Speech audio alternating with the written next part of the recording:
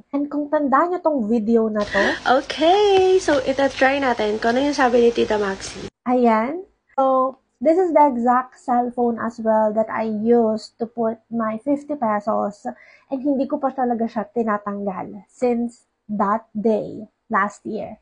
And to tell you honestly, guys, if I'm gonna share with you, this is my best year so far.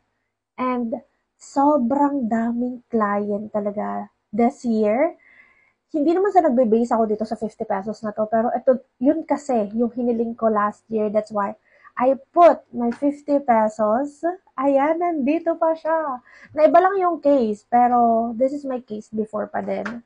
Pero ito pa din yung 50 pesos na nilagay ko last year. So let me know in the comment section kung yung 50 pesos mo is nasa cellphone mo pa din since last year. And sinuwerte ka ba this 2024?